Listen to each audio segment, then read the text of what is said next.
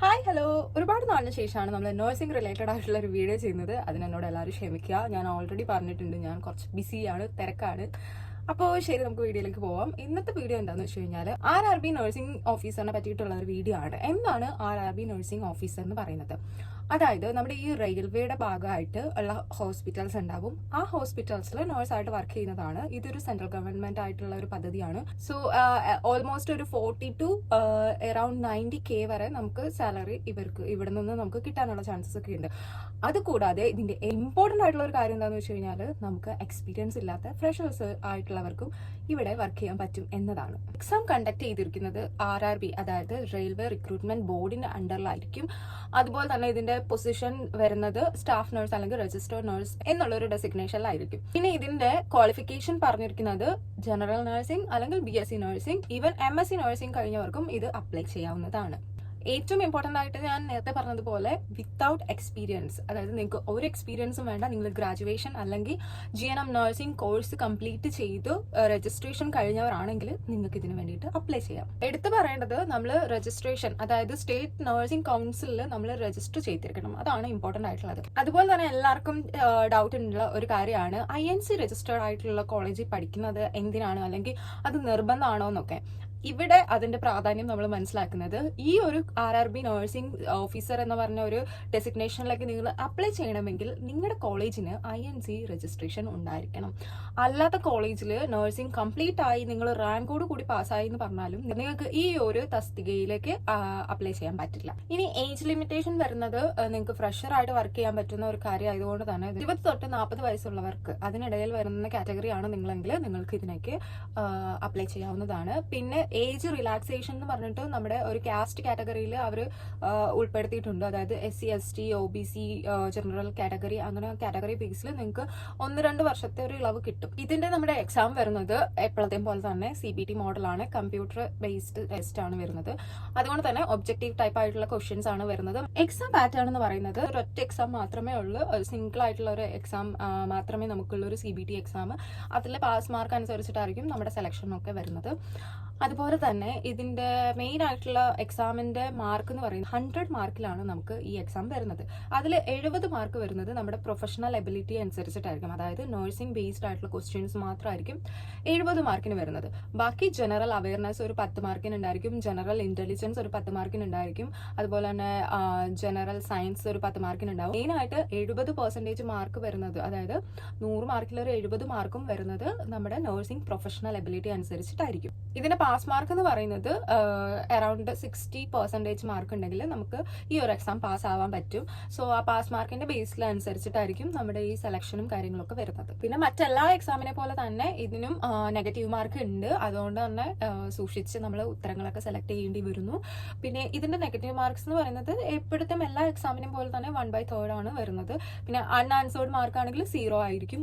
90 മിനിറ്റിലാണ് ഈ എക്സാം നമ്മൾ കംപ്ലീറ്റ് ചെയ്യേണ്ടത്. നഴ്സിംഗ് റിലേറ്റഡ് ആയിട്ടുള്ള 70 ക്വസ്റ്റ്യൻ വരുന്നത് ഏതൊക്കെ പാർട്ടിലാണെന്ന് വെച്ച് കഴിഞ്ഞാൽ നഴ്സിംഗ് ഫൗണ്ടേഷൻ ഉണ്ടായിരിക്കും ക്വസ്റ്റ്യൻസ്, ഫാർമക്കോളജി ഉണ്ടായിരിക്കും, മിഡ് വൈഫറി അല്ലെങ്കിൽ ഗൈനക്കോളജി ആ ഒരു ഫേസ് ഉണ്ടായിരിക്കും. അതുപോലെ തന്നെ നമുക്ക് കമ്മ്യൂണിറ്റി ബേസ്ഡ് ആയിട്ടുള്ള ക്വസ്റ്റ്യൻസ് ഉണ്ടായിരിക്കും. അങ്ങനെ അനാട്ടമി, ഫിസിയോളജി, സൈക്കോളജി, അങ്ങനെ ആ ഒരു ചുരുക്കി പറഞ്ഞാൽ ഫസ്റ്റ് ഇയർ നഴ്സിംഗിലുള്ള എല്ലാ സബ്ജക്റ്റിനും ആയിരിക്കും നമുക്ക് ഈ ക്വസ്റ്റ്യൻസ് ഒക്കെ വരുന്നത്. അതുകൊണ്ട് തന്നെ നമുക്ക് കുറച്ച് അറ്റംപ്റ്റ് ചെയ്യുമ്പോഴത്തേനും കുറച്ച് പ്രിപ്പയർ ചെയ്യാൻ കുറച്ച് ഈസി ആയിരിക്കും. ഈ ഒരു കാറ്റഗറിയിൽ വർക്ക് ചെയ്യുന്നുണ്ടുള്ള ഗുണം എന്താണെന്ന് ചോദിച്ചു കഴിഞ്ഞാൽ നമ്മുടെ ജോബ് സെക്യൂരിറ്റി, അത് തന്നെയാണ് ഇതിന്റെ ഗുണം എന്ന് പറയുന്നത്. സെൻട്രൽ ഗവൺമെന്റ് ആയിട്ടുള്ള ഒരു എംപ്ലോയി എന്ന് പറയുമ്പോൾ തന്നെ നമുക്കറിയാം ഒരുപാട് ബെനിഫിറ്റ് ഉണ്ടായിരിക്കും.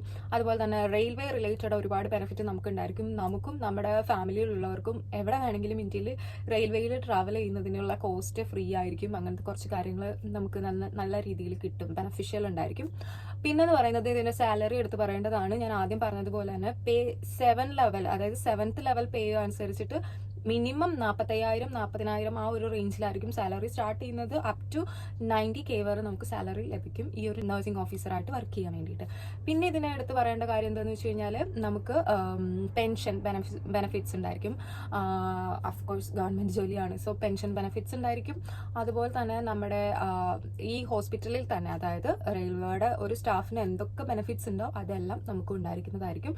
ഈ പറയുന്ന ഹോസ്പിറ്റൽസിൽ നമുക്ക് ഫ്രീ ഓഫ് കോസ്റ്റ് ആയിരിക്കും നമ്മുടെ ട്രീറ്റ്മെന്റും നമ്മുടെ ഫാമിലിയിലുള്ളവരുടെ ട്രീറ്റ്മെന്റ് എന്ന് പറയുന്നത്. ഇതിന്റെ ആപ്ലിക്കേഷൻ പ്രോസസ് എന്ന് പറയുന്നത് RRBയുടെ വെബ്സൈറ്റ് ത്രൂ ആണ് നമ്മൾ ആപ്ലിക്കേഷൻ പ്രൊസീഡ് ചെയ്യേണ്ടത്. ആ RRB വെബ്സൈറ്റ് നമ്മൾ സെലക്ട് ചെയ്യുന്നതിന് മുമ്പ് ഒരു ഇമ്പോർട്ടൻറ്റ് കാര്യം കൂടി ശ്രദ്ധിക്കേണ്ടതുണ്ട്. നമ്മൾ എവിടെയാണോ വർക്ക് ചെയ്യാൻ താല്പര്യപ്പെടുന്നത്, അതായത് റെയിൽവേയുടെ ഈ ഒരു ഹോസ്പിറ്റൽസ് വരുന്നത് ഒരുപാട് സ്റ്റേറ്റിൽ ഈ ഒരു ഹോസ്പിറ്റൽസ് വരുന്നുണ്ട്. സോ ഈവൻ നിങ്ങളൊരു മലയാളി ആയതുകൊണ്ട് നിങ്ങൾക്ക് കേരളത്തിൽ എവിടെയെങ്കിലും ഉള്ള ഒരു റെയിൽവേ ഹോസ്പിറ്റലിൽ വർക്ക് ചെയ്യണമെന്നുണ്ടെങ്കിൽ നിങ്ങൾ ആ ഒരു സോണിലുള്ള വെബ്സൈറ്റിൽ തന്നെ നിങ്ങൾ അപ്ലൈ ചെയ്യണം. വേറെ ഏതെങ്കിലും സോണിലുള്ളത് അപ്ലൈ ചെയ്ത് കഴിഞ്ഞാൽ ആ ഒരു സ്റ്റേറ്റിൽ മാത്രമേ നിങ്ങൾക്ക് വർക്ക് ചെയ്യാൻ പറ്റുള്ളൂ. സോ നിങ്ങൾ വർക്ക് ചെയ്യാൻ ഉദ്ദേശിക്കുന്ന സോൺ എവിടെയാണോ ആ സോണിന്റെ വെബ്സൈറ്റ് ത്രൂ തന്നെ നിങ്ങൾ അപ്ലൈ ചെയ്യണം. അതുപോലെ തന്നെ അറ്റ് എ ടൈം നമുക്ക് ഒരു സോണിൽ മാത്രമേ വർക്ക് ചെയ്യാൻ പറ്റുള്ളൂ. അതായത് ഈ ഒരു എക്സാം എന്ന് പറയുന്നത് എല്ലാ സ്റ്റേറ്റിലുള്ള ഹോസ്പിറ്റൽസിലേക്കും കൂടിയുള്ള ഒരു വേക്കൻസി ആണ്.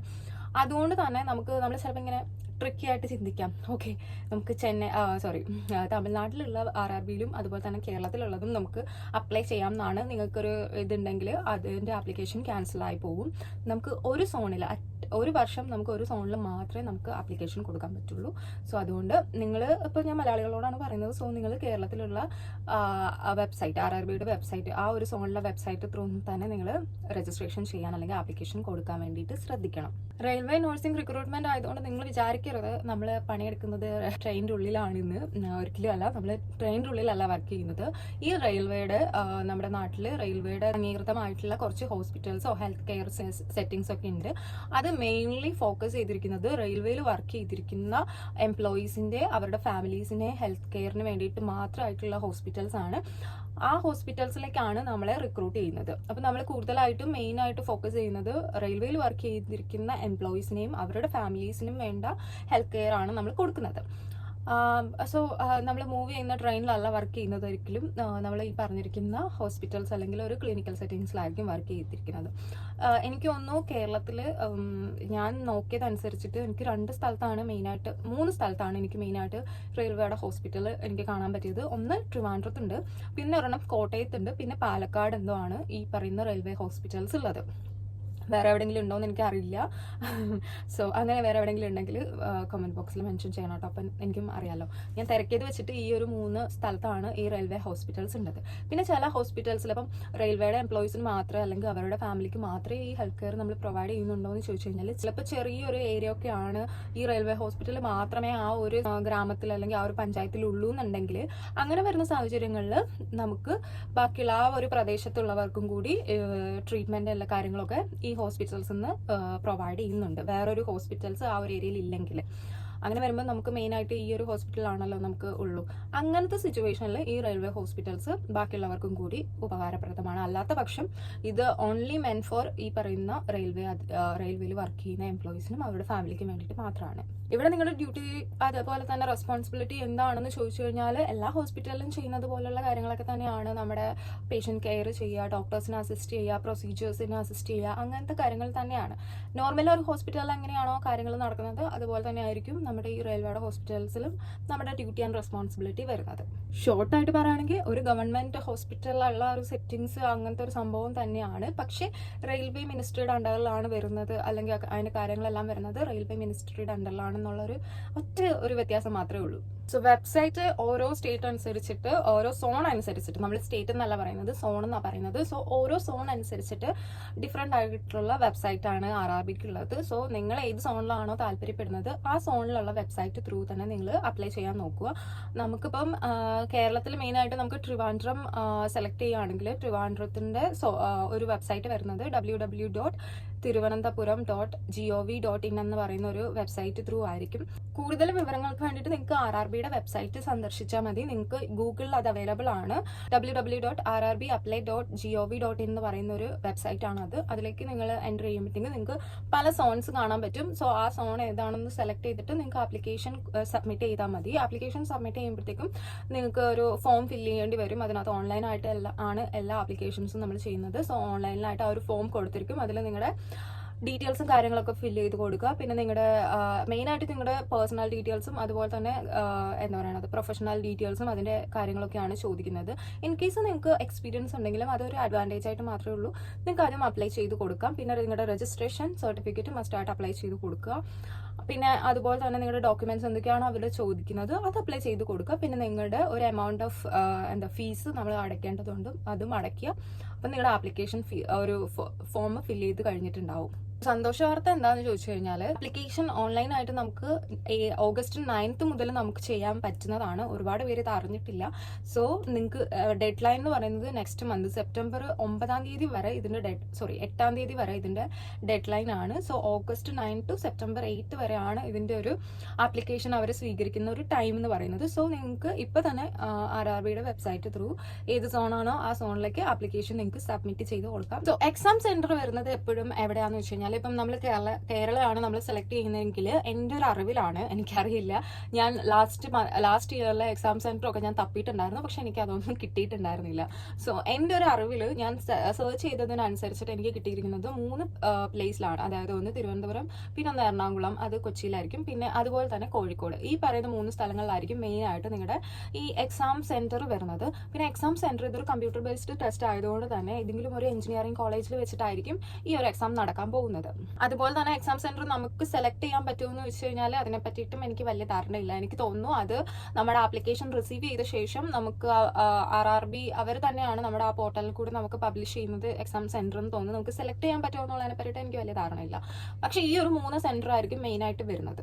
പിന്നെ എക്സാം ഡേറ്റ് എപ്പോഴാണ് എന്നുള്ളതിനെ പറ്റിയിട്ടും നമുക്ക് ഇതുവരെ ഒരു നോട്ടിഫിക്കേഷനും കിട്ടിയിട്ടില്ല. ആപ്ലിക്കേഷൻ ഡേറ്റ് മാത്രമേ വന്നിട്ടുള്ളൂ. വൺസ് നിങ്ങളുടെ ആപ്ലിക്കേഷൻ ക്ലോസ് ആവുന്ന സമയത്ത്, അതായത് സെപ്റ്റംബർ 8 ശേഷം മാത്രമേ അവർ ഡീറ്റെയിൽ ആയിട്ട് ബാക്കി കാര്യങ്ങളൊക്കെ പറയുള്ളൂ. പിന്നെ അതുപോലെ തന്നെ നിങ്ങൾക്ക് ഈ ആപ്ലിക്കേഷൻ സബ്മിറ്റ് ചെയ്ത ശേഷം നിങ്ങളുടെ എക്സാമിന് മുമ്പായിട്ട് നിങ്ങൾക്ക് അഡ്മിറ്റ് കാർഡ് കിട്ടുന്നതായിരിക്കും. ആ അഡ്മിറ്റ് കാർഡിൽ ഡീറ്റെയിൽ ആയിട്ട് നിങ്ങളുടെ എക്സാം ഡേറ്റ്, നിങ്ങൾക്ക് ഏതാണ് നിങ്ങൾക്ക് കിട്ടിയിരിക്കുന്ന സോണ്, അതുപോലെ തന്നെ നിങ്ങളുടെ ഡിസ്ട്രിക്ട് ഏതാണ്, നിങ്ങൾക്ക് എക്സാം ആപ്ലിക്കേഷൻ കൊടുത്തിട്ട് നിങ്ങൾക്ക് എക്സാം അറ്റൻഡ് ചെയ്യേണ്ട ഡിസ്ട്രിക്ട് ഏതാണ്, ഏത് കോളേജിൽ വെച്ചിട്ടാണ്, എപ്പോഴാണ് എന്നുള്ളതിനെ പറ്റിയിട്ടുള്ള ഫുൾ ഡീറ്റെയിൽ നിങ്ങൾ അഡ്മിറ്റ് കാർഡിലായിരിക്കും ഉണ്ടായിരിക്കുന്നത്. സോ ഒരു സിമ്പിൾ ആയിട്ടുള്ള കാര്യങ്ങളൊക്കെ മാത്രമേ ഉള്ളൂ ഈ എക്സാം അറ്റൻഡ് ചെയ്യാന്നുള്ളത്. പ്രിപ്പറേഷൻ നിങ്ങൾക്ക് എനിക്ക് തോന്നുന്നു ബാക്കിയുള്ള എക്സാമിനേക്കാളും കുറച്ചും കൂടി കുറച്ച് ഫേവറബിൾ ആയിട്ടുള്ള എക്സാം ആണെന്നാണ് എനിക്ക് തോന്നിയിരിക്കുന്നത്. സോ ഇതിന്റെ പ്രിപ്പറേഷൻ നിങ്ങൾക്ക് തന്നെ ചെയ്യാം, അല്ലെങ്കിൽ ഇതിന്റെ പ്രിപ്പറേഷൻ എടുക്കുന്ന കോച്ചിങ് സെന്റേഴ്സ് ഒക്കെ അവൈലബിൾ ആയിട്ടുണ്ടെങ്കിൽ അത് നിങ്ങൾക്ക് നോക്കാം. ഏത് കോച്ചിങ് സെന്റർ ആണ് അല്ലെങ്കിൽ അതിന്റെ സ്റ്റഡി മെറ്റീരിയൽ കാര്യങ്ങളൊന്നും എനിക്ക് ഇതിനെ പറ്റിയിട്ടൊന്നും കിട്ടിയിട്ടില്ല. സോ അത്രേ ഉള്ളൂ. ഒരുപാട് നാളായി നമ്മൾ ഈ നഴ്സിംഗിന് റിലേറ്റഡ് ആയിട്ടുള്ള ഒരു വീഡിയോ ചെയ്തിട്ട്. സോ ഞാൻ കണ്ടിന്യൂസ്ലി കൺസിസ്റ്റന്റ് ആയിട്ട് വീഡിയോ ചെയ്യാൻ ട്രൈ ചെയ്യുന്നുണ്ട്. എൻ്റെ കുറച്ച് പേഴ്സണൽ തിരക്കുകൾ കാരണമാണ് എനിക്കൊന്നും ചെയ്യാൻ പറ്റാതിരുന്നത്. സോ ഞാൻ വീണ്ടും ട്രാക്കിലേക്ക് വന്നിട്ടുണ്ട്. നമ്മുടെ ട്രാക്ക് എപ്പോഴും നഴ്സിംഗ് റിലേറ്റഡ് ആയിട്ടുള്ള ഇൻഫർമേഷൻ ആയിട്ടുള്ള വീഡിയോസ് ആയതുകൊണ്ട് തന്നെ ഞാൻ ഇനിയും ഇതുപോലത്തെ വീഡിയോസൊക്കെ ചെയ്യും. നിങ്ങളുടെ സപ്പോർട്ട് വേണം. അപ്പോൾ ഈ വീഡിയോ ഇഷ്ടപ്പെട്ട് കഴിഞ്ഞാൽ നിങ്ങൾ ലൈക്ക് ചെയ്യുക. എന്തെങ്കിലും കാര്യങ്ങളൊക്കെ അറിയാനുണ്ടെങ്കിലോ അല്ലെങ്കിൽ ക്വസ്റ്റ്യൻസ് ഒക്കെ ഉണ്ടെങ്കിൽ കമൻറ്റ് ബോക്സിൽ മെൻഷൻ ചെയ്യുക, ഞാൻ റിപ്ലൈ തരുന്നതാണ്. പിന്നെ എപ്പോഴും പറയുന്നത് പോലെ സബ്സ്ക്രൈബ് ചെയ്യുന്ന കാര്യത്തിലൊന്നും പരിഗണിക്കുക ഗൈസ്. പിന്നെ നിങ്ങളുടെ നേഴ്സസ് ആയിട്ട് ആരെങ്കിലും ഒക്കെ ഉണ്ടെങ്കിൽ, ചേച്ചി അനിയത്തി അല്ലെങ്കിൽ അയലത്തെ വീട്ടിലെ കുട്ടികളോ ആരെങ്കിലും ഒക്കെ ഉണ്ടെങ്കിൽ, അറിവിൽ ഏതെങ്കിലും നേഴ്സ് ഉണ്ടെങ്കിൽ വീഡിയോ അവർക്ക് ഷെയർ ചെയ്ത് കൊടുക്കുക, അവർക്ക് ഉപകാരപ്പെടും. അപ്പം അത്രേ ഉള്ളൂ. ബൈ. അടുത്ത വീഡിയോ ആയിട്ട് കാണാം.